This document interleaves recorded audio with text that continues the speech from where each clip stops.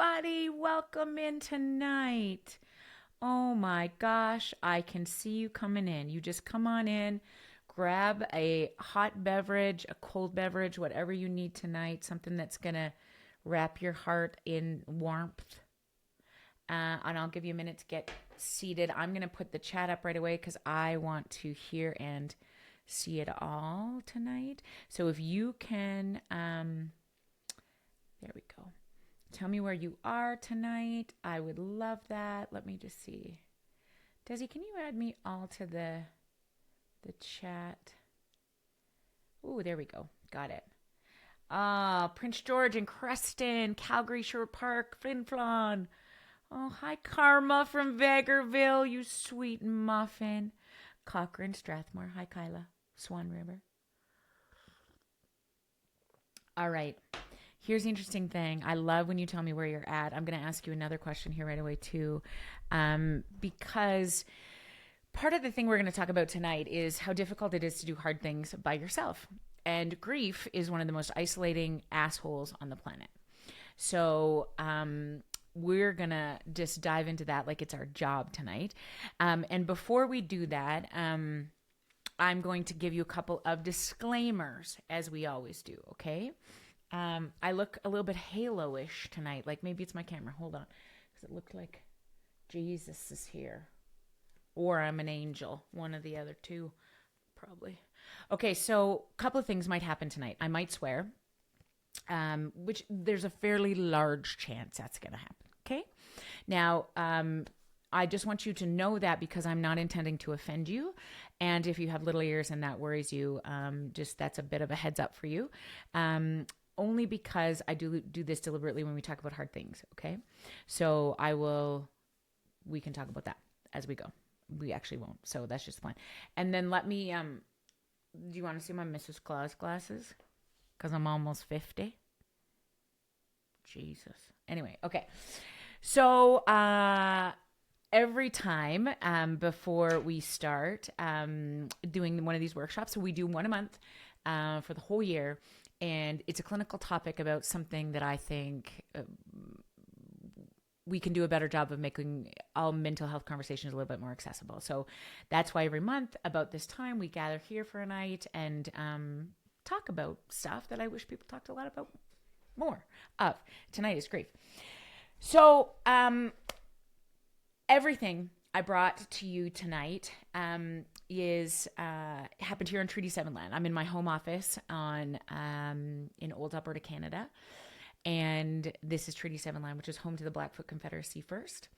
And it is made up of the Siksika, the Kainai, the Piikani, the Tsuut'ina First Nation, the Stoney Nakoda First Nation, and the Métis Nation Region 3. I often talk about the importance of acknowledging people, and I think the greatest teachers of that for me have been Indigenous peoples. And tonight, I want to acknowledge the people that you love and the people that you've lost, the situations, the systems, the assholery-ishness of grief. So whatever you're doing, whatever you believe, however that is for you tonight, I hope that you can start tonight with me just dropping your shoulders, okay? Wiggling your toes. And any chance you get tonight, I want you just to bring your shoulders back down. I want you to stay in your body as much as you can. And just know that every single one of us who will gather here tonight, there'll be over 400 of us that'll watch this. Just know that despite the fact that loss is such a powerful experience, and grief is an emotion that is often hard to describe, it is universal. And people will argue and have conversations about the fact that it becomes difficult to describe it, so how can you capture it? That's the cool thing about emotions, you see, is that when they get that big, it's often a reflection of how much you've loved. And so you may have heard this quote before. But when it gets really big and ugly, when it's happening in an unpredictable way, when it the ache is just so massive you can't believe it, it's universal. And there's no solace in that for many people other than to know we were never meant to do any of this alone. And in grief, we don't. We often are lonely in the process.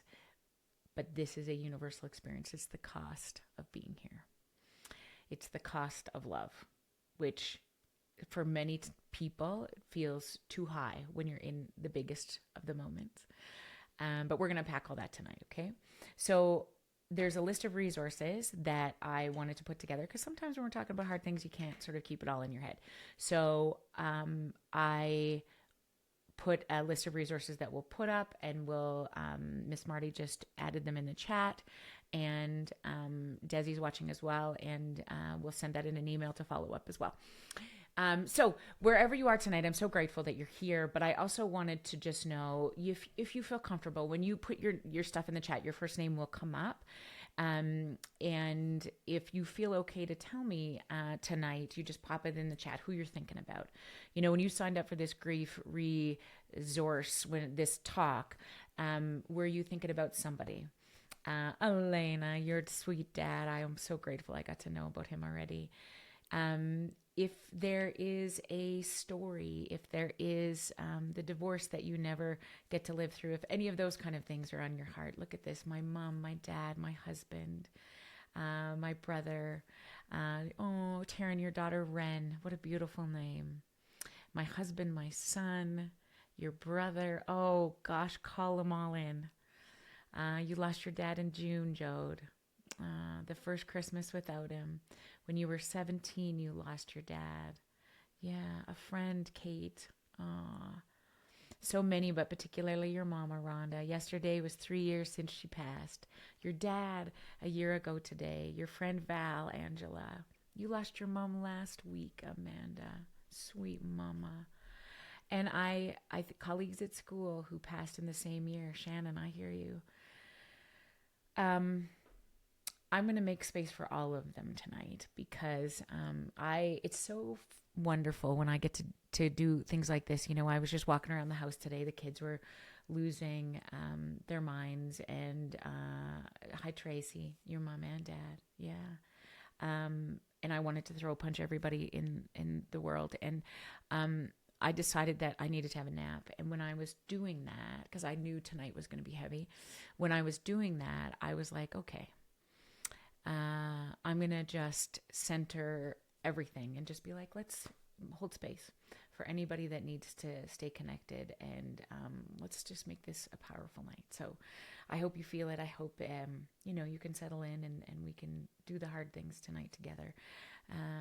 Because here's the thing, there's sort of three places. I'm going to talk a little bit about definitions of what happens in this space of grief and why I think sometimes they're misunderstood.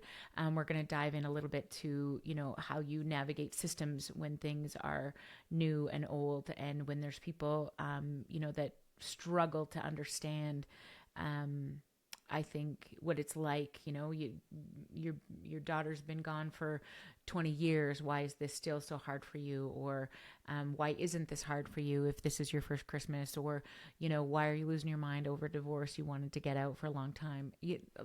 All of these things, there's no script for it. So we're going to talk about loss, we'll talk about grief, we'll talk about mourning, all three very different things. And then I'm going to do a bit of a walkthrough on why specifically at the holidays this is a tricky thing, and then some things about what I want you to consider for you, and what I want you to consider in the context of your system, your family, whoever that is in this moment, okay? And then we're going to have some time for questions. And so think about that while we're chatting tonight. If nothing comes up for a question, that's okay too, but we have saved a half an hour for that. So if there's anything that you think about that you want me to talk about a little bit more, you just pop it in the chat. Des is watching, so she can send it my way when we need to. Okay? All right. So here's the problem with grief. And I don't even know if it's so much a problem. I think it's like the shittiest thing about grief, okay, is, well, primarily this is why we called it this. It's such an asshole. So in the early stages of any loss, it's almost unbearable, overpowering, and relentless. Those words are so important because grief is so hard to define. And when you can dig deep enough to be able to sort of identify what it might be like for another person, I've heard people say this to me often, right? Unbearable, overpowering, relentless. And in the run of any sort of lifetime, we feel best when we're regulated, when we have access to the best parts of us, okay? When things are calm, okay? Grief is anything but those things. And that's why it often feels like we want to run from it. We want to get away from it. We don't want it in our body. We don't wish it on our worst enemy. Any of those things, right? And after a while, this is what I can tell you with certainty. After a while, there is a subsiding that offers some reprieve and even hope. And then it takes you out at the knees again when you least expect it. So comforting. I know, right? This is the bad news is going to happen first. I'll rip your souls out and put them back together. Okay. So just buckle up. The more I sit with this emotion, I am amazed at the irony of comfort that sometimes accompanies a wave that happens after the initial tsunami wears off. I think about, let me give you an example. So if I think about Ria, if you know me or you've followed me for long, in every book I've ever wrote, I've told the story or told you about Ria. We met in college, and she was one of my people. We lived on different parts of the country for the vast majority of our mothering years or our growing up after college years. And every time I came back to her, it felt like coming home. And she was the biggest fan. She came everywhere, did everything. Even, then she got sick, and we thought that everything was going to be okay, and then lost her battle with cancer at 44. Left 2 babies behind. And I think about her all the time. And I often, sometimes when I forget about her or I don't think about her for a while, when I hear a song, Kenny and Dolly is a Christmas album that I listened to all the time as a kid. And so don't tell anybody about that. I love Kenny and Dolly Christmas. Okay. There's something about Kenny and Dolly Christmas that takes me back to Viking, Alberta, Canada, 1990 circa. Ish, okay?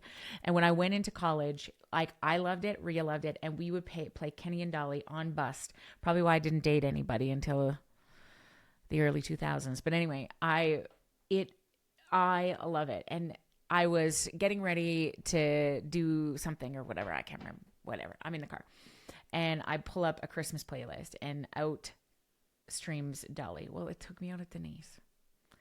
Because I'm doing life. We're moving on. All the things are happening. And I hear the song, and I'm right back in 10C Red Deer College, right alongside my girl. And I'm going to give you one more example too. I think that is really, really difficult. One of the biggest losses I think that we've sustained in our family system too is Aaron's mom. Suddenly, so 2 Christmases ago, Christmas Eve, it was me and her. She had 15 days left, which I suspected but didn't know. We sat together on Christmas Eve, and every time at this year now, I think about her, obviously, all the time. And the other thing that I think a lot about too is my dad, who is still here, but in a massive and ever-losing battle with dementia. And I think about, we've talked a lot about this last little bit about like, how do you grieve somebody who's still here? I get moments, very fleeting moments, but nothing like even a year ago. And so I think about that in terms of the heaviness. I think about what it was like to be a kid home for Christmas the first time that my parents were divorced. All of those things represent something that I think is the universal experience around loss. And so I think that when we talk about grief and loss and mourning, the first thing that happens always is this idea of loss. Loss is defined, if we wanted to define it, is that it's losing someone or something. Someone or something is no longer as accessible as they once were or at all. And so this complicated little number can involve so many intricate processes. Losing someone or something you love is such a uniquely individual process, depending on your experience and your perception. Often when we talk about loss in the context of grief, we mostly think about dead people. Okay. So again, when I talk about, who we're going to speak about tonight, this is the first thing, right? That's the biggest thing. Often when we talk about what it means to lose someone or an animal who you love, loss can also mean change in routine or when things don't go the way they were supposed to. Like, let's say there's a virus that enveloped the globe and your wedding never happened. Or you're now part of a divorced family, or you've moved to a new city. The biggest losses, of course, are the ones that are more permanent, most permanent, like we experience in the death of a loved one. And here's the shittiest thing about loss. And I got to tell you, like, I understand this as a psychologist, but like it floors the fuck out of me that everybody loses somebody. I am like, that most people on this planet will have to bury their parents is beyond me. That 25% of all kids will lose a parent by the age of 18 is astronomically ridiculous to me. When I think about what it felt like to watch Lori, my mother-in-law, die suddenly. When I think 8 weeks from diagnosis to when we lost her, something like that. When I think about the slow progression of watching my dad fade away, when I think about, hi Linda, when I think about watching what happens, oh Emily, I hear you. When I think about what's watching what happened, the suicide numbers have never been this high. When we think about the untimeliness of a loss, the tragicness of a loss, there seems to be an added layer. It's not more or less, or if we had to put it on a scale of losses, it doesn't mean because you lost your 98-year-old grandmother that that's any less of a meaning. And I think sometimes in this world we kind of like put a hierarchy to losses, right? Particularly when it's a child or a death by suicide, or when somebody, it's untimely in any way. That becomes so much more difficult, it seems, right?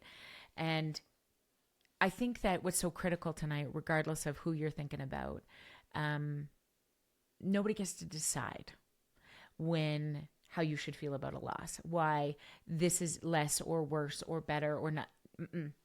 A loss is a unique experience to you because so many people, so many things, including pets or places, can mean something to you that is sometimes even undescribable. And so there's no hierarchy to loss, just so we're clear. The intensity and frequency, however, will increase significantly when it is untimely, when it's tragic, and the profound nature of holding the intensity of that emotion becomes more debilitating, the more significantly closer that the loss is to you, okay? The intensity, the frequency increases with tragedy and untimeliness. And I think that what becomes so critical is that the end goal, and so many of us want to feel okay again or normal again or not the intensity and the frequency. That's sort of the deal, right? We just want to get back. We want to get away from it. And here's the interesting thing about grief, right? It's like you can't. It's like life is this progression.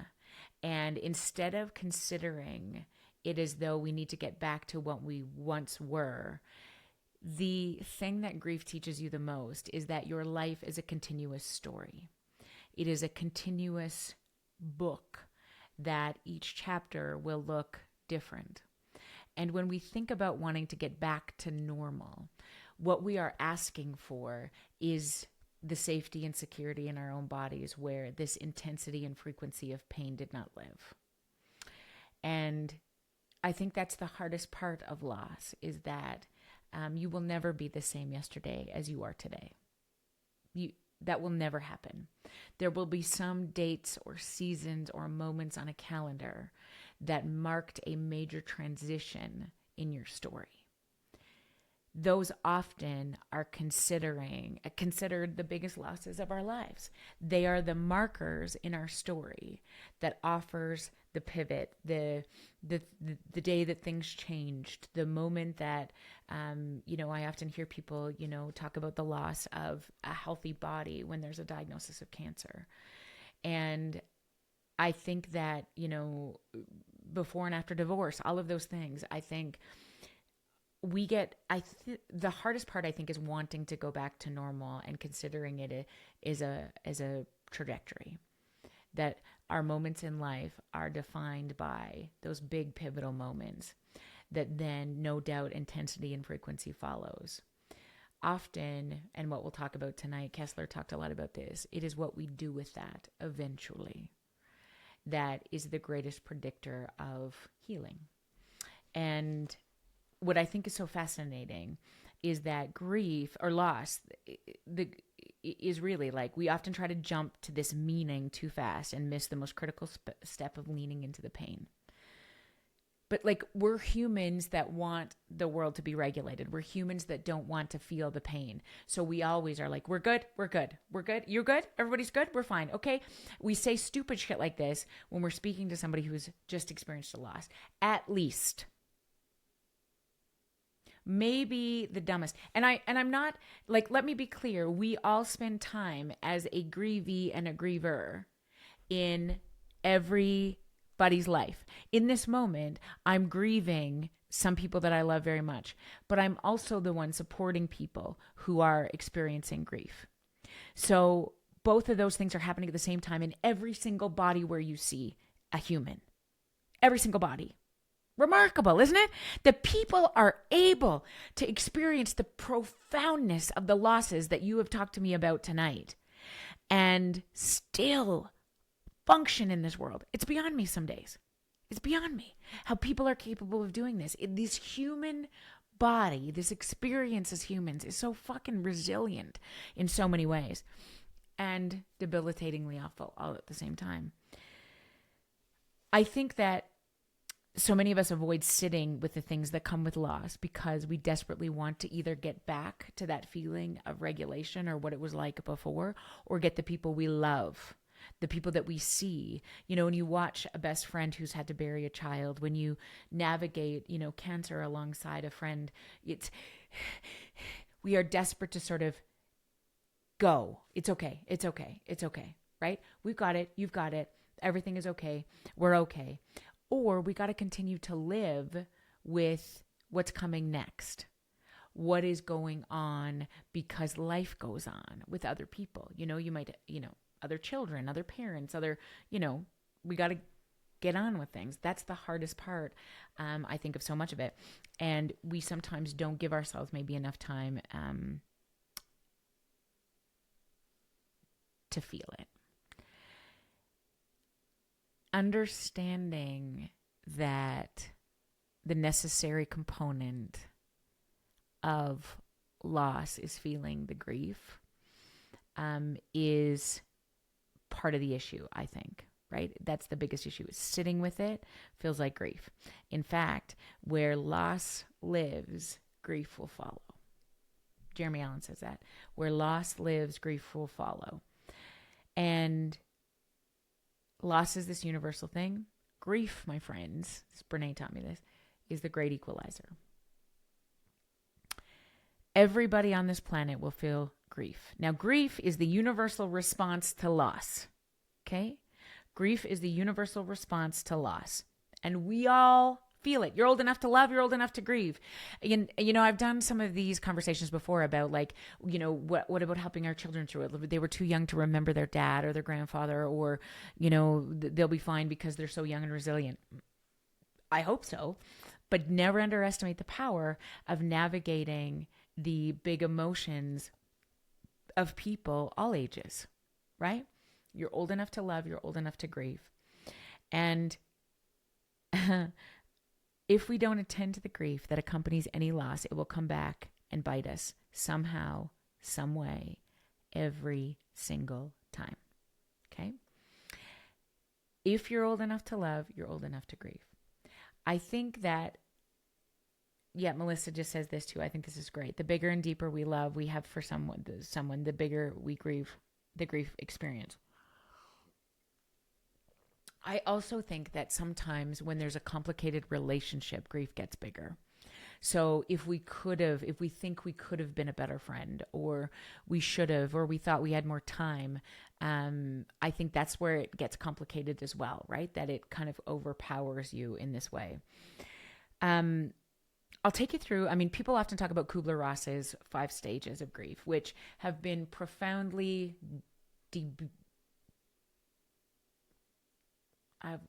unpacked in the data, but she's brilliant. I have to tell you, she never intended it to be a linear process when she first introduced this data. What she talks about, though, still stands true to this day. So let me tell you a little bit about her with significant context. So she included 5 stages initially. Denial, which is like a temporary response that helps people cope with the initial shock of loss. People may deny the news or cling to false hope. Maybe it was somebody else. Maybe it was the denial. Okay. See that quite frequently, particularly when grief is intense. Denial is normal and expected. Anger, she talks about often the next stage after denial, but can come anytime, anywhere. Pretty clear. The anger piece of it. Like, you should be mad. It's not fucking fair whether, you've lost somebody in an untimely way, or you just really needed them to be in this place all the time, and they're not anymore. That anger is completely normal, and it feels really hard because mad is often sad's bodyguard. But sometimes it's easier to feel something, and that, I think, is the critical piece, right? That's the piece. Bargaining. And I find this really interesting because it feels a little bit like denial to me sometimes. It's so closely related. People make deals with themselves or a higher power, or they ruminate over past events. What if I would have called? What if I would have stopped by the house? What if we would have went to the doctor sooner? What if we would have listened? It's all of those bargaining things that sort of happen in even a hypothetical way. That is so understandable, right? Because it's like that desperation. We will do anything we can to sort of get back to that place. And she also used the term depression as the 4th stage. Some say it's the hardest stage, and it's sort of this place where the sadness feels heavy.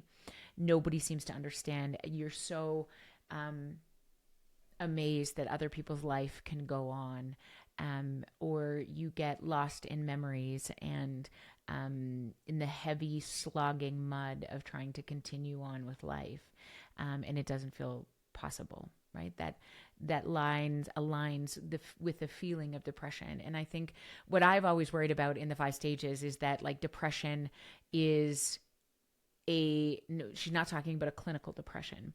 We should experience sadness, significant, overwhelming sadness when grief comes on. That's normal. And people will say to me, after there's been a tragedy or, something that has happened, if I think about, some of the biggest events that I've ever been a part of in terms of, critical incident stress stuff or working with police, we really need to get in there right away. And I don't know that I agree with, particularly when we're talking about grief, there needs to be a space for the emotion to be there. And I think that the supportive process, the holding space for, is all that matters. There is nothing you can do or say in those initial stages that's going to change anything. The physical presence of another human being becomes the most critically important piece. And when you're thinking about the grievee being the one in the middle, who has, lost somebody, and you're trying to sort of attend to people that are trying to help you, I think there is a resounding conversation around the importance of just showing up. And we often don't do that, right? Because we don't know what the fuck to say or what the fuck to do. And it's easier to avoid. We have also been afforded in this grief and loss process within the last decade an opportunity to not show up and feel better about sending a text message or an email or even a phone call. 20 years ago, 30 years ago, you had to go because getting somebody on the phone was that much more difficult. Knowing whether they, the details of or what they needed in that moment had to be conducted face to face. And now there is this middle place of I'm just going to send a note, or it's too far to travel, or I'll make a donation. None of those things are as powerful as showing up. And listen, I will give you a lot of off the hookedness for some of us because sometimes seeing people we love in pain is too much. It's too hard. And I wish that wasn't true. But if I flip it, I promise you, showing up in this stage of grief is probably one of the most important things we will ever do in life. And if you've ever heard me speak before, you know that my favorite quote of the world is Ram Dass's, "We are all just here walking each other home." And I cannot think, I speak about this often, but I cannot think of a more profound time to talk about that or use those words when we're talking about grief, because I often thought about that when Rio was dying. I'm thinking about that, as I walk my dad, or we, as a family system, everybody who loves him. There is so much there that often it is the people that have left us or are leaving us that are doing the walking. Oftentimes it is the leaning on the best friend that you haven't seen for a long time, or the one that just shows up at the funeral that you had no idea was there.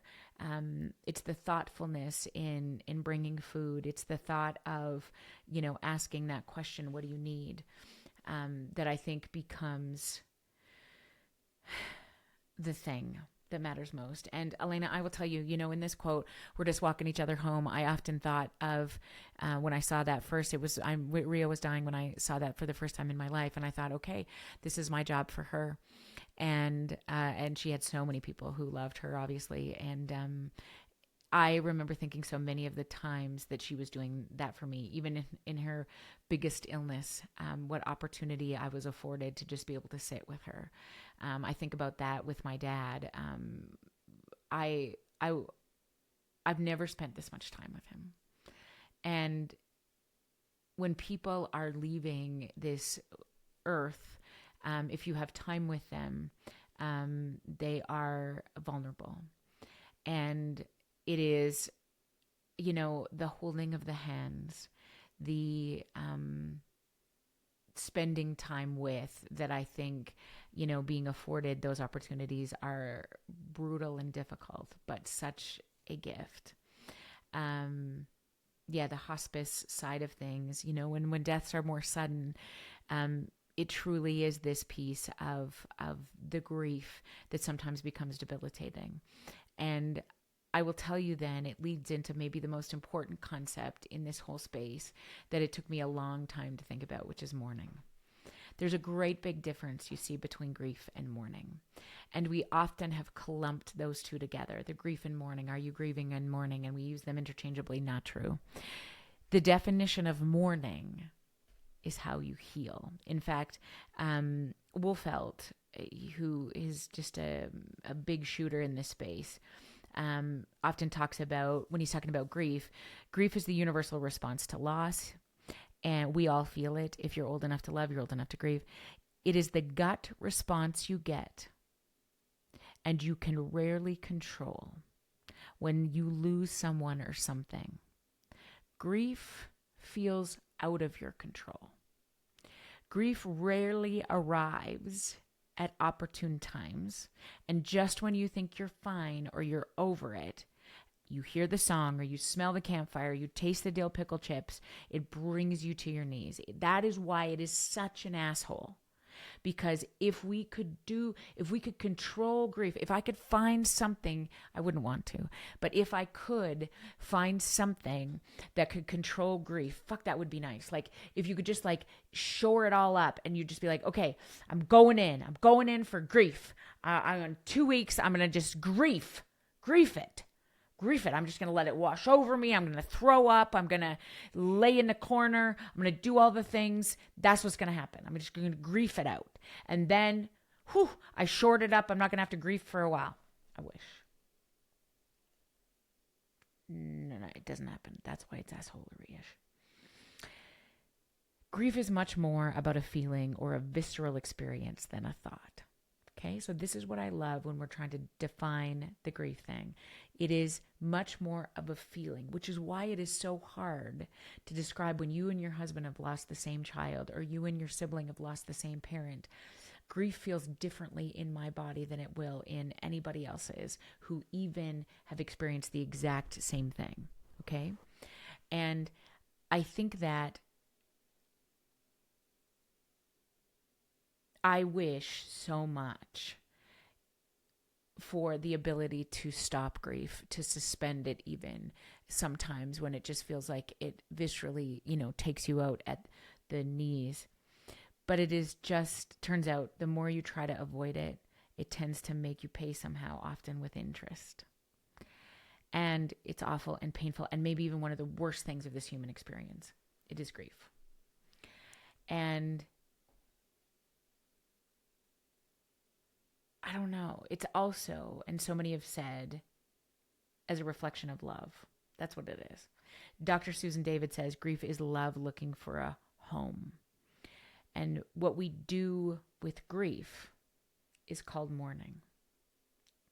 So if I give you the through line again, loss is this universal experience. Everybody will lose something, someone, many times over. Grief is the response, the uncontrollable, unique, visceral experience that is the response to loss. Mourning is how you heal. Mourning, there's a big difference, as I said. Grief is what we feel inside after someone we love or something we love has been lost or dies. We often have very little control over that part of it. It comes in waves and often unexpectedly. Mourning is how we heal. You're not born with the skills to mourn. Asher, I'm on a talk, bud. Remember, quiet on the set? He comes up and says, what's up, mutter? First of all, don't call me that. Not your mutter. Jesus. Here's the other thing. Like, life goes on. The children still need me. Anyway. Better than bra. Got it. I'm telling you right now, we should just dive into parenting for 1 second because I am not prepared to be parenting all of these children, all 3 of them. Anyway, another time. Okay. So mourning is how we heal. So Wolfeld's definition of mourning, when I was really trying to understand this, he helped me. It's how you express grief outside yourself. So mourning like this, grief is like, grief like this, mourning is what happens outside of yourself. Mourning, it tends to be like grief is such an individual process. Many times grief occurs when you're alone. It feels like you want to be alone sometimes when grief hits because you ugly cry. You want to throw things. You want to be in a ball. You just want to be left alone. It is sometimes an isolating process. What I often reflect upon is mourning, on the other hand, tends to be much more connected. Mourning happens in the stories, in saying their name, in laughing and making sense of the hard stuff, in talking about your traditions as a family when you lived in the same house and when you don't live in the same house. What the animal meant to you, all the things. Mourning isn't the skill we're born with. Instead, it's something we learn how to do by watching how other people around us respond to grief. And the more privately we do this, the more difficult it's going to become, which is why ceremony becomes such an important part of mourning, of pulling people in, allowing that process to happen. And I have to tell you that when people say, I didn't want a ceremony, I didn't want a something, I didn't want to whatever, too bad, you gone. Say it all you want. We're still got to do it in some way. Just kidding, not really. I'm actually not kidding. What is so critical about this is that it's how the rest of us are going to make sense of it. And typically when people, particularly older men, say, I don't want no funeral, I don't want no nothing, no wake, no nothing, I don't want Jesus there, I don't want any sandwiches, I don't want none of those things. Okay. Why they don't want that to happen is because they don't want the people they love to be sad. Or sometimes people don't want people talking about them at the funeral. But mostly they don't want people to be sad. Too bad! We are in a generation where we do so many things in isolation, despite the fact that we can easily connect to anybody in any moment. What is remarkably so profoundly important in this process is in some way, somehow coming together.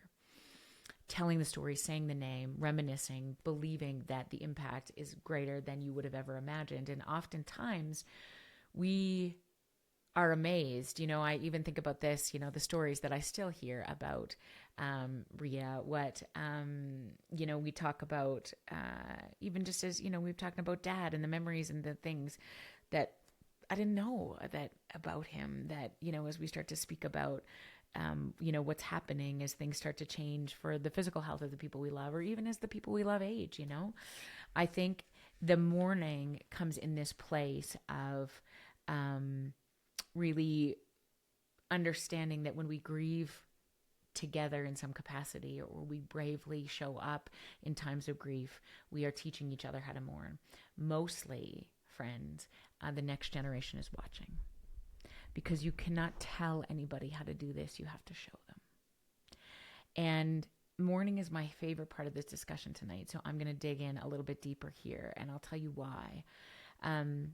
I love it so much. Kessler argues that it's finding meaning beyond the stages of grief most of us are familiar with, like the denial, anger, bargaining, depression, and acceptance. I never even got to acceptance. Someone got their acceptance, whatever that fucking means. But I mean, I get her point to the acceptance part of it. But it's the meaning that can transform grief into a much more peaceful and hopeful experience. If you've experienced the pain of losing someone you love, perhaps you can take something from this. That's what I love the most about Kessler's work. Mourning is about finding meaning, finding ways to move forward while sustaining your love for the person you once had, or the family system you once had. Part of mourning is in the meaning. That's, I think, why, we can now easily call it the 6th stage of grief. And I think that one of the caveats that I would argue in sort of even the research in particular is that you don't have to rush the meaning. You don't have to rush the meaning. And oftentimes I think people are like, what is the reason? Everything happens for a reason. Get fucked. I also think that's ridiculous when we start to tell people that, right? You will feel it in your bones, and you may never, but if you do someday, get to this place where it's like, there's the lesson, or there's the legacy. Those become the things that can, be healing, even life-sustaining. And I love sort of this concept of, some of the concepts of mourning. Marissa, I love this. We mourn through song, 4-part harmony, hymns. Oh my gosh, that's amazing. And it's like, oftentimes this is done without words. And I'll tell you, the story of, this is in Kids These Days. And when one of my best friends, we got married at the same time. Our husbands were friends growing up, and we came back together. They started dating. We started dating. We did a lot of things together. We got engaged within days of each other. We got married within months of each other. We went to the same place on our honeymoon. We would spend weekends together. We'd camp together. We got pregnant at the same time. I was 6 weeks behind her, and she went into labor. And we were all waiting, of course, me with this big pregnant belly. And she had Jillian, and because of doctor error, she was born not breathing. And I will never, ever, ever forget the grief that comes with that unthinkable moment. And I think that I also remember, of course, she didn't want to, not of course, but she didn't want to see anybody initially for a very long, or it felt like a long time. And she said, this is how I remember it then, can I come and see her was the question. And I was so nervous because I said to my mom and my husband, how do I not look pregnant? I don't want to make her sadder. I don't want to hurt her more. I don't, because I had this 9-month belly on the front of me and all of the things were happening. How do I walk into her house? And so I tried so hard to think about all the things I could do to make it better. And I wore the biggest shirt I could find and she knows I'm pregnant. The dumb. And then I tried to, maybe I could pick popcorn out because I knew popcorn, her husband really liked popcorn, and I didn't want to make sure that it was only in a blue bag. I didn't want to put it in a pink bag because we try so hard. And I think sometimes we were just never meant to do this alone. One look at her, and I am so grateful. There wasn't anything that was going to be said that mattered, but I got to learn about Jillian and what she looked like and what those moments were like, and just listening was the thing. I drove around their block. I've told her this many times for an hour before, and then I parked far away, and then I parked closer, and then anyway. All that to say, we were never meant to do any of this alone, and it's never going to feel good in those moments. But I think that becomes really critical. And I think that the mourning side of things is tricky because we don't want to see other people hurt, and we don't want to make it worse. Those are often the things that we say the most. We don't want to see other people hurt, and we don't want to make it worse. So we're like, you know what? I'm just going to send a text. You know what? I'm just going to drop off something, hope they never see me. I'm going to go to the funeral, but I'm going to get out fast. I don't want to stay for the sandwiches. I don't want to look at them. Lord, don't be dumb. All of us will be there on the yuckiest side of grief every time in our life. And never forget when you're on the other side that those are the moments in friendships and in siblingships and that you'll never forget. I think that's critical. I also think that it is so hard to have expectations of people when things are going not well. I think about that often, and people have said this to me many times. They've been surprised by who showed up and who didn't. And I got to tell you, I'm sure I'm the friend who didn't many times. And when I reflect on the perception and intention behind what I think most people want to do for us, for you, so many of us get in our heads, and we don't know, they don't know what to say, what not to say, so they just don't. And then too much time has gone by. And then it feels, I don't know. Oh, fuck, I'm an idiot. This is so bad. And then life, and then your own grief, your own loss, your own, all of those things come into play. And this is not an excuse for anything, because again, I think it's never too late to celebrate, to mourn, to engage, to remember a death anniversary, to remember a birthday, an anniversary, all of those things. People don't forget when they've lost their spouse, or when they've lost a child, or when they've lost a mother or a father or a sibling. And when you, even if it's intermittently, remember a birthday or an anniversary, or you come upon a certain place in this world that reminds you of somebody, if you can, and if it comes into your head, I think one of the most important things we do is just send that note. So I think that that was the trick. I think that's the key of being able to be as present as you possibly can. It is such a lonely process, and sometimes people simply cannot navigate it. And that's so unfair. That's so unfair to those of us who sort of have to then do it. And I'll tell you what I'm learning is that finding grace in grief is a fucking hard thing. Finding grace in grief is a hard thing, and that's okay. It should be hard. Processing big emotions takes a lot of work. Mourning grief takes a lot of work. It will exhaust you. And mostly because when you are walking somebody home, when you're planning for the loss of somebody, you are planning the loss, the death of someone. Like, here's the other thing we don't fucking talk a lot about is after somebody dies and you are close to them, whether you're playing an executor role or you're, the child of, or whatever, the caregiver for, somebody should make it easier. Like when I watched Aaron, my husband, navigate his mama, his grandmother, who died in short span of each other, like it takes years to navigate the death of somebody. The requirement that so many institutions have for death certificates, like he talked about just driving around town handing out death certificates, like fucking terrible. And then, like in order to prove somebody's death, I think that like, it's like, oh my God, then you need like 65 sheets just to cancel their PC card. Well, why is this so hard? And I don't understand how people with, how do many people do this is ridiculous to me. Anyway, all this to say, it is so hard to not only navigate the loss of somebody, but then after they're gone, walk through that whole process. It's heavy, is all I'm saying.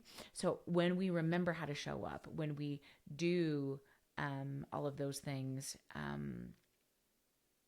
and just think about or drop in or show up, whatever this means, even in the holiday season, that during the holiday season, all of us, many of us, I will say, feel a little bit more tender over the people or the things that we've lost.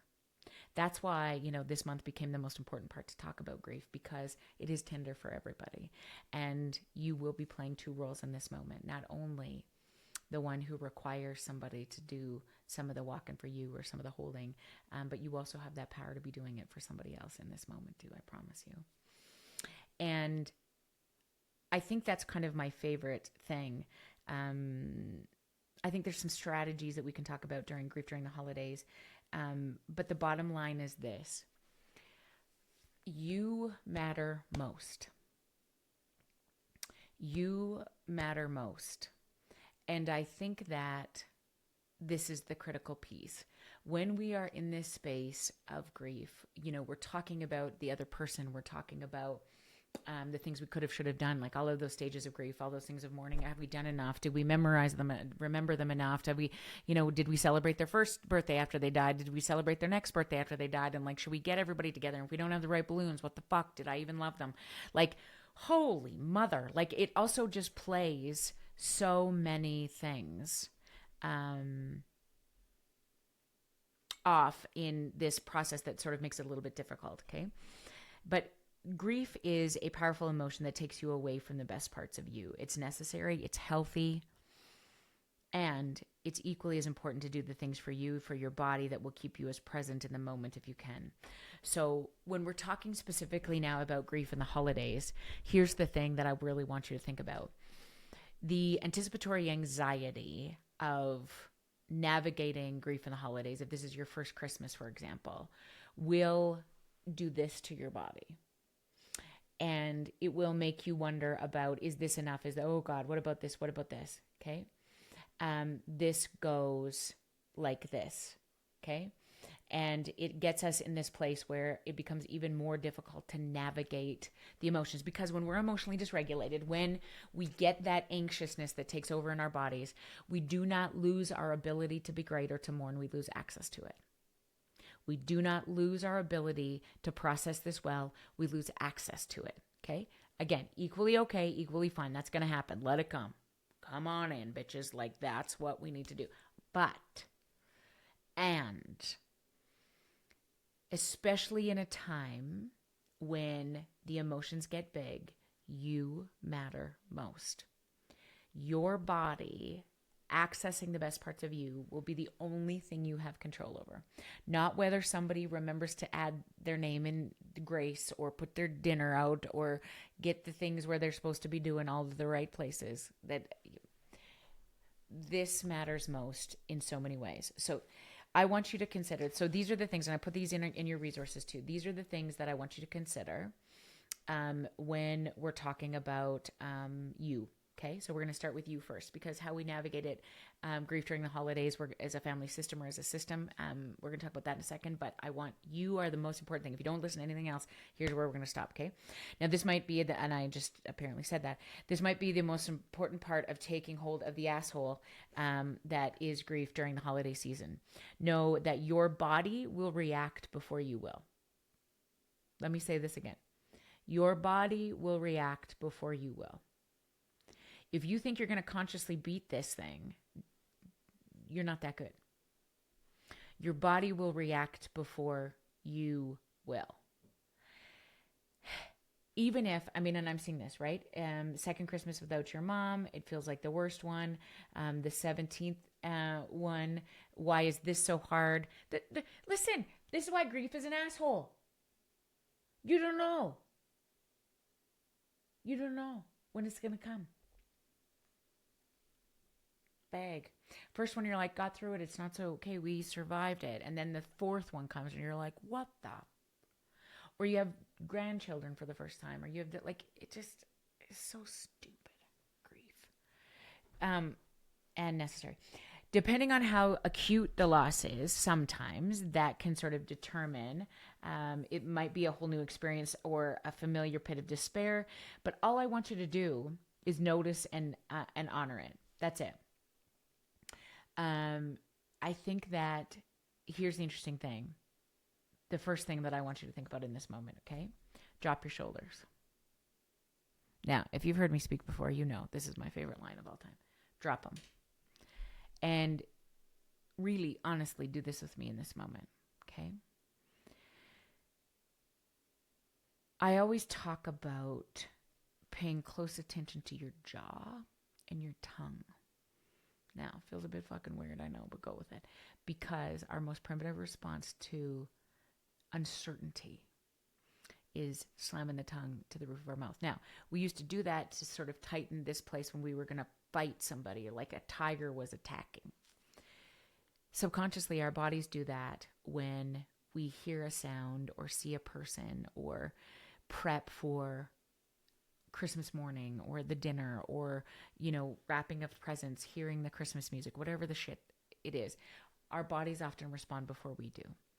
So why during this season it becomes particularly important is because there's going to be so many triggers that many of us aren't even aware of, right? I didn't know so many things even about my dad or that I think, now that I see some of those things, I'm like this. Why didn't I know that? Why didn't I try harder when I had the opportunity to ask those questions? And this happens before we even noticed. Okay? And so really being aware of your own body will assist in that process. Okay, not making it any better or easier or avoiding all the shit. That's not our point. It is really knowing that the grace here and just noticing will become so critically important, the superpower. So shoulders, jaw, when the emotion comes, if you're able, just let it. I really, here's your full permission. I really love it. It's going to sound bad. When people cry. If we can turn mad to sad, we're getting somewhere.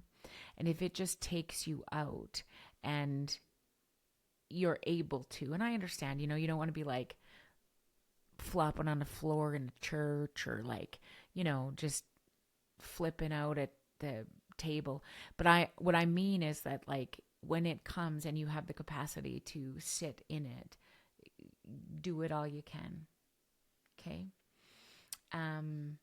Do it as much as you can. Just let it come.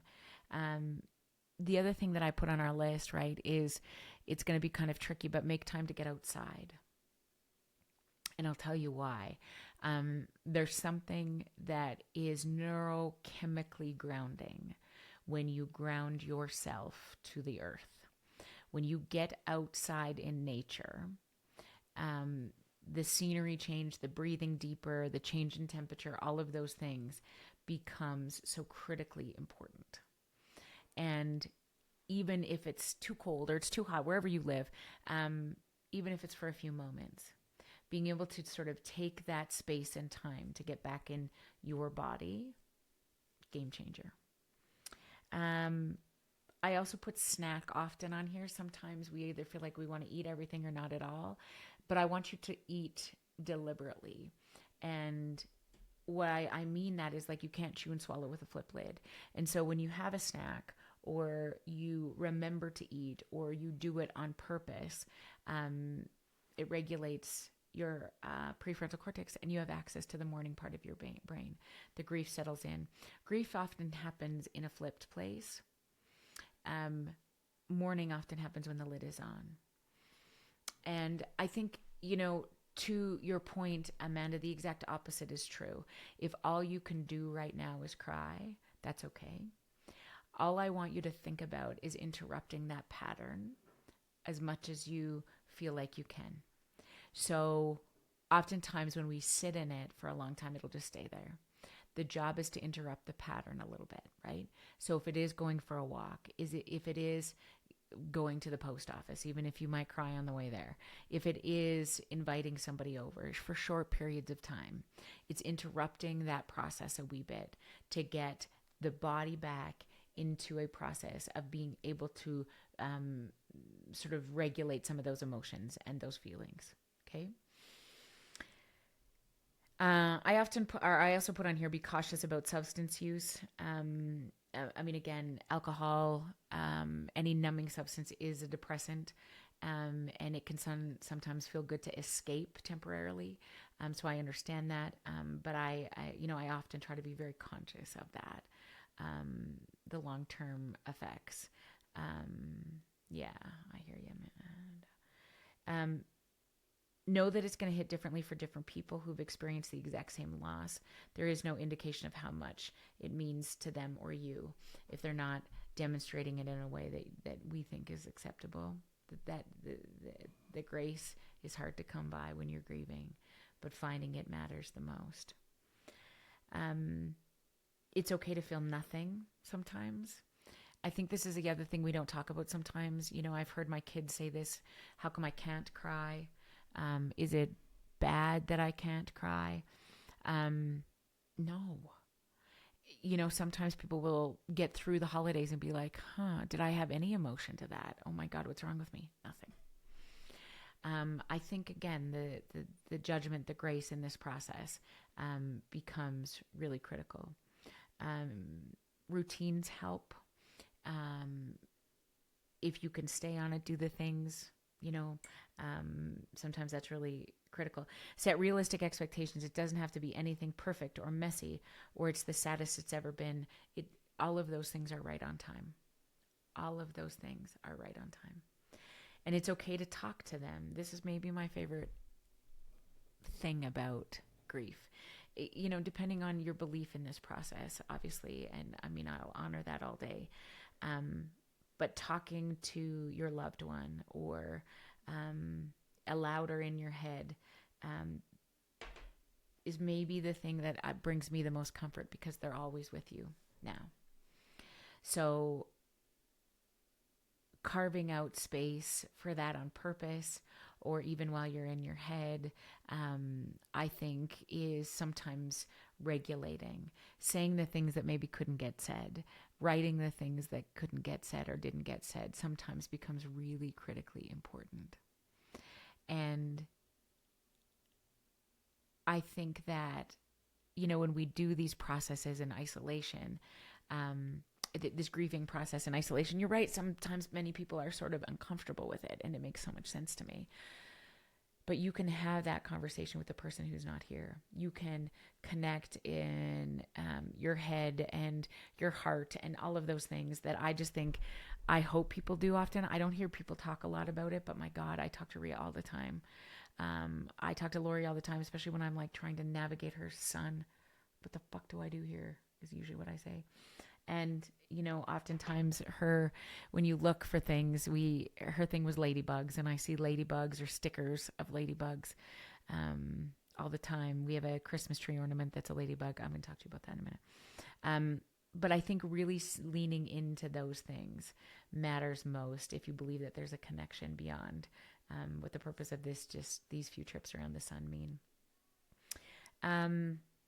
So that's family system, and I know we're kind of running out of time here, but let me tell you the things to consider. This is in the resources too, but the things to consider as you navigate grief this season in your family.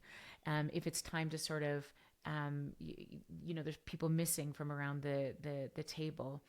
Again, it's that linear trajectory of the chapters all will look so beautifully messy and different and marred with different stories, and they can each hold new traditions as a result of the people and the processes that have been a part of how far you've come. And I think that when we speak about this in your family, in your system, and making those new processes, the thing I did say the most is you have to name it to tame it. That is sometimes the hardest part because so many of us name it and feel differently at different times. It's important to know that feeling it and making space for it first is important, and so is sinking in on purpose to joy. And I think that's the hardest part about understanding grief, is that the grief piece should also be such a big part filled with joy. Joy and grief can happen synonymously. They are singular emotions that can happen together. One does not have to happen without the other. One can happen without the other. That's okay. But they're also allowed to live in the same space. You can still be deeply, deeply, deeply grieving and find joy all at the same time. Some things that might help to hold space for the person or the situation that might be different this year or in years before, right? Wishing that we were back in previous chapters in some capacity. I just made a note of some of the things that we've done in our family system, or that people have done to honor that space. You set a plate at the family table. You send up a prayer or write a message to the ones you love. If people feel differently around the table about, whether they're still able to stay connected to those people, you can write your own notes. You can do your own things and allow people their own process of making sense of it. I simply said, say their name. And I think, this is the critical piece. This is the thing I try to do often when I get so honored that people will tell me about the person they love. I want to know what their name was. So if you are listening to this while I finish this up, tell me their names. I want to know what your dad's name was and your husband's name was. I think it's okay if you feel like you want to put it in this space. Sal, look at this. Todd and Terry. Oh, your love, Murray. Aaron and Laura and Jamie. They all had such, Ken and Larry, Al. They all had such, Dan and Jess, Dad Dale, Lindsay. Like, your baby Jackson had such big impacts on you, and you had such big impacts on them, and that you could bring them to us tonight really means a lot to me. Lou and Colin and Lindsay. Your dad, Don. Your dad was Bun. Oh, stop. And your mom was Janet. Your husband, Brian. Gerald. Aw, wow. Lexa. Oh, she was 5. I love that name, Lexa. That's beautiful. Linda and Phil. Don and Patsy. Good Lord, you need a good Patsy. Huh? In the family tree, don't you? Who doesn't need a Patsy? I think that becomes really critical. And I often think about, the name is the first word any of us know, our names, And it means a lot when we say their names and when people haven't said them for some time. Oh, I love that. Sherry, look at her just showing up. That's so great. Joanne. She loved me. Aw, Twyla. Joe was my favorite. Um, I think what is so critical, in, Glenn, I bet he was a good grandpa, is making the new tradition that will always make them a part of your holiday. So, we have the tree ornament that is specific to Lori. I have a tree ornament that is somebody gave me when Rhea died, of Rhea and I on this ornament. And I think about her every year, obviously, but making the new traditions, I think really, really matter. Oh, thank you, Emily, for posting that. That's awesome. I think that, maybe it is driving around and looking at Christmas lights and crying your face off. Maybe it is playing Kenny and Dolly on Bust. Maybe it is, making the recipes that they knew that you're going to fuck up every time because you can never do it as good as they did or had. I think it's all of those things. I think about my aunts so much. My Auntie Carolyn this season, who I haven't thought about for such a long time until this moment. But I think it's supposed to bring all of those emotions to the yard. When one comes, others will follow. And that's really the truth of when, the cool thing about grief, or the cool thing about ceremony, is oftentimes when you remember one or you come to mourn one person, they all come in. And because oftentimes we don't give it enough space that we do. And I think, Sue, your mom, Ev, that's my mom's name too, passed away on Christmas Eve when you were a little girl. And always, right? How do we rewrite that? How do we make room for memories that don't feel heavy around seasons like this? It's always so critically important, right? Again, that find the joy is something that we talked a lot about here. It's okay to make new memories and laugh. It's okay. In fact, the greatest wish for many of the people who came before us, obviously, not obviously, but, realistically, even if they weren't able to describe that while they were here, is to figure out that joy piece. Surround yourself with the people you love, the ones who regulate you. Here's what's really critically important, right? When we are all grieving and mourning the same person, it becomes I want you to be conscious of being able to sort of notice who regulates you as well. Because if you're the one doing all the regulating for everybody, I want you to be able to step out of that and find somebody to do that for you. Because if you're worried about the kids, or you're worried about, dad, or you're worried about everybody else, don't forget about your process too. Who is your best friend? Who is the one that can catch you and regulate you, so that you have space for it too? Because we often, particularly as women, I'll just say, tend to be doing so much of that for everybody else. Okay. Also know it's okay to take breaks. It's okay to go into the next room or take an extra long time to pee, and really drop those shoulders, get your jaw back on order, just feel it all that you need to. I think that's really, really critical. This story of, I put some resources in there, but I often always think about this story when, I'm not going to remember her name in this moment. I can see her face. Her son's name is Elvis. And talking about her husband, Nick, who died during COVID, that her biggest belief was that he was always just an inch away now.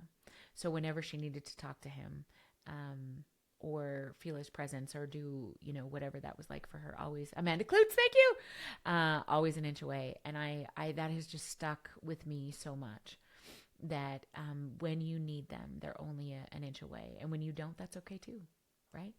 And I really loved that idea. So in here I put some of the books I love.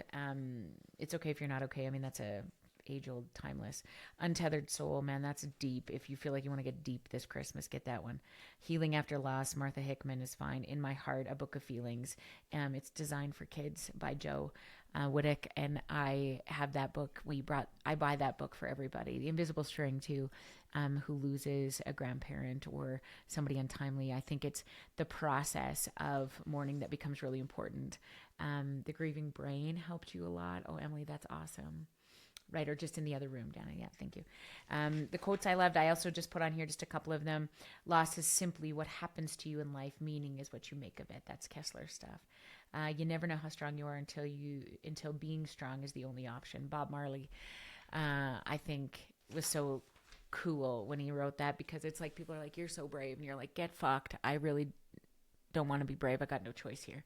And I think that's the truth about grief, is that none of us would wish it on the other, but we will all have to experience it. And Mitch Albom's Death Ends a Life, Not a Relationship. If they die, your mom or your dad or your best friend or your husband, they will always be that. And I think that's the cool thing that that grief can't take away, is the best parts. Even if there weren't always the good stuff, even if you wish mom, dad, could have said more things or did more things, or if you would have had more time, or all those kind of things, what it can't take away is the relationship. And I'll tell you, I think that we have a little bit more time now for questions. I'm just looking this only because Des is sending it to me. Question: how do you recommend we have conversations with those who insist on no memorial or celebration of life without offending them? Okay. Okay, so I'm not sure if you're talking about the dead person or okay, so great question. Okay, good, Katie, I got it too. Here's the thing. I think that if we're talking about the person who's leaving, and here's my request for, I don't want a public funeral. I don't want any of those kind of things. Okay. Like you also have to navigate your own people, and, being respectful of them all is all that matters. But I think what's important to you or the people they love is like, okay, if this isn't what we all want, everybody can come for dinner at our house tonight. Everybody can go, to celebrate, or we can have a small piece in our backyard. Everybody's going to get together and write a note. Everybody do whatever. If they don't want to, that's okay too. And I think that sometimes we can't make people do those things, but we can do what we think is right. And if people feel like they want to be a part of that, awesome. Come on over. We're going to do it. If they don't, that's okay too. I think that's part of it that really, becomes that space that we can sort of have some control over. How do you grieve a parent that you loved, but they did not treat you with respect or as an equal to your siblings? Created a lot of limiting beliefs I've really had to work hard through as an adult. I've sort of been grieving him since I was a little kid, the father I didn't have, but he was to others. And yet I still needed what he couldn't seem to give me. It's sort of confusing to me how I should feel. Oh my goodness. Even writing that out becomes so critically important. And so thank you for that. I think that naming that is so critical. And I will tell you this, in complicated grief, in blended families, when it seems as though, or it is true that, parents are choosing, or people seem to be choosing one kid over the other. I've often had this experience in so many ways, just hypothetically speaking, in therapy, working, with families and, people who are grieving people, and they're like, I don't understand why they treated me like this, and my sister got everything, and I don't know. Here's what's interesting about it. There's always a reason. There's always a story there somehow. And oftentimes it is, despite the fact that we have same parents, we are born at different times in different psychological states to the same parent. I would argue quite often that I was a different parent to Asher, much more anxious and overwhelmed than I was to the twins, and they're 3 years apart. I've heard many people talk about the fact that, the boy or the girl was the favorite. There's often a story around what it means to be the mother of a daughter, or a mother of a son. Oftentimes, even family systems aren't conscious of this, but what you look like triggers something. And the intention, of course, was never to love less or to treat better, but it becomes a part of the way that is in our bones. And so what I think is so critically important is the work that has to happen here, particularly because they're not here. So that is not part of the process that's even a possibility anymore. But it's like what we do with that, whether we can write it out, whether we can write a letter and burn it, whether we can scream it to the universe and believe that they understand or will hear it. I think all of those things become really important to do, to name. And the reasons, of course, may never be clear, and maybe they didn't even know, weren't able to articulate or become aware of those things. But I think it's an internal process that has to happen that we so often misunderstand. If, even when mom apologizes, or if dad could have apologized, or if the siblings would have acknowledged the difference, the work always has to come back here. And the regulating of the body and really understanding that their process had nothing to do with you, although it affected everything about you, which is, the conundrum of this human race. Okay? Okay, so those two, I thought I saw something else a little bit up here higher. Let me see if I can get it. My big Mac computer. I don't know how to get up here anymore. There we go. How do I help my 6-year-old student, both her life as a foster babe and the loss of her birth mother, who she hasn't seen for 4 years? Here's the interesting thing about, navigating kids through grief. We often assume, and erroneously so, that kids are resilient, which is true. I shouldn't say erroneously so, but never underestimate the importance of providing opportunities to talk about hard things. We often don't want to bring up a parent or somebody that they've lost, even a grandparent. But what I've learned from my friend Jeremy Allen, who has created a whole process around death ed, education around death, is the importance of really not being scared to put that out into the world. Tell me about them. When is the last time you saw them? Do you want to draw me a picture of them, of her? What was your favorite thing about them? Sometimes just giving some space to talk about it becomes important. And I often, I've told this story about Jer often, but I really remember this. He's a funeral director and really focuses largely on having kids involved in the burial process and the funeral process, which is so sacrilege to the, generations that, when I was growing up. Like, I think I was at the viewing of my grandparents, maybe at the church. I was allowed to look in the casket. But for a long time, like, that was just not something that you did. And Jeremy has really revolutionized the way, the world of funeral directing, involving kids in the process, allowing them to ask questions like, where is grandpa's glasses? What happens after today? Where is he going to go? What's going on with mom's, whatever. And I think we're scared to ask those questions. And oftentimes when we're grieving somebody that we love, particularly if it's, we're burying our parent, we have so much going on inside our system that we don't have the process of, or we don't have the wherewithal, the bandwidth to hang on to our children too. And so really building in that system and understanding that other people can navigate and make space for questions. And what do you, is there anything you want to know? I think becomes really important. And they have the most ridiculous and wonderful questions that I think oftentimes when we don't ask, we don't know. So holding space for that, never underestimating the power of, they just, because they don't talk about it, it doesn't mean they don't forget, or it doesn't mean that they forgot.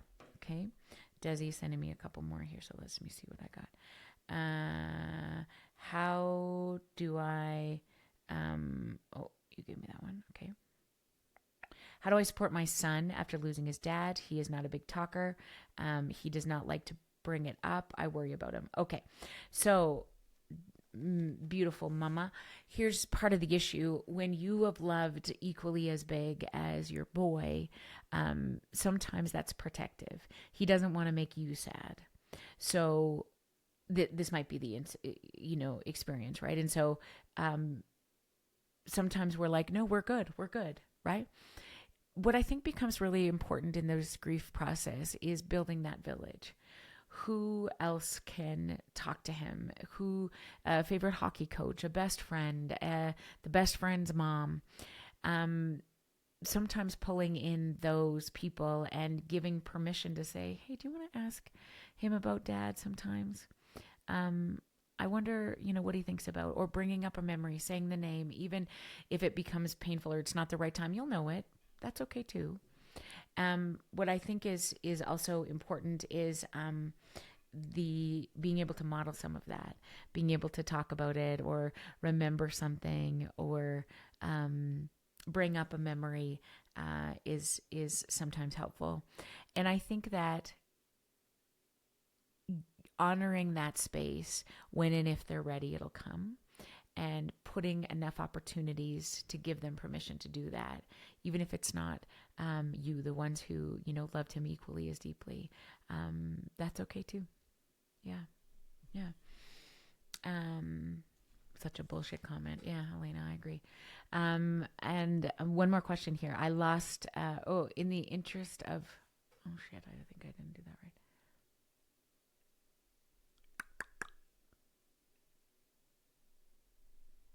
I lost my husband when I was 8 months pregnant with our son. Oh, sweet mama, a year ago this week. Oh, honey, I'm so glad you're here. Can you tell me his name? I would really love to know that. A great book for kids, yeah. So any ideas to the many questions that will come up in the future, or a good book on that whole situation? Oh, yeah. So many. Yeah, thank you, Amy, for that. Great book for kid, always and forever. I think that being able to tell the stories of their father in a way that you can keep that memory alive, the things they loved, the things they ate and drank, and that they enjoyed the most out of life. Even journaling some of those things that you loved the most, how you got together, when you got engaged, or if that happened, where when you first learned about your pregnancy, what those 8 months of pregnancy were like with their dad present. I think journaling some of those things, because you'll probably forget, becomes pretty awesome. And someday when you have access to those things, or those questions come, they're there. Video recordings now of that is important. Somebody made that suggestion to me too, just even, in this grief process, of navigating dad and the dementia, write down the things that he's doing and he's saying, because you'll often forget them. And, I watched my husband, just play cards with him this week, and dad had no idea what was happening. And, he started talking about a bale truck, and then Daryl Sutter, all in the same sentence. And, just Aaron's capacity to just roll with it was like, oh yeah, no, I bet Daryl hauled some bales as well. And it was so lovely. It was just, I think all of those things really become important to note and to pay attention to, because you'll forget them in the mess of grief. So I think that's important. Okay, Desi, what else we got here? Sherry has one right after her. Okay, let's see if I can come up here. Jody, I'm glad you're here. That's a beautiful connection. Hang on now. Love the notion of documenting. I've been navigating the memory tree. Great book. In the interest of getting the words right, I love it when the questions come and then it bumps me up to the bottom. In the interest of getting the words right, I have said that I am never sure I really had the chance to grieve after my parents died due to dealing with estates. Yes. But perhaps I've been grieving all along, but not mourning. Ooh, Sherry. I mean, nobody knows that in your heart but you. And I think that so much of it is we do both of them at the same time and we don't really know. But I think that's so true. It's often that first year of navigating. So I could just tell you that by, having a front row seat and watching my husband do that, and all three of Lori's boys in the beginning, there's so much that has to be done that there's no space for emotion because it'll just debilitate you. So you just work like this. And then sometimes it is just sitting in the rush of the morning and allowing it to happen. The memories, the writing, the conversation, the legacies, the things that you want to pass on. Making some space for that this season is probably a beautiful idea. Yeah. Okay, I think we have one more, and then I'll let you go. I want to, respect your time, Jode. Oh, I love that. My daughter was 8 months old. My husband died. It was suggested to me only to ask the question that is asked when it comes up. Let the child go back to process, and then when they're ready, they'll ask for more. Yeah. I mean, I think, Jode, I think every one of us is sort of different in this place.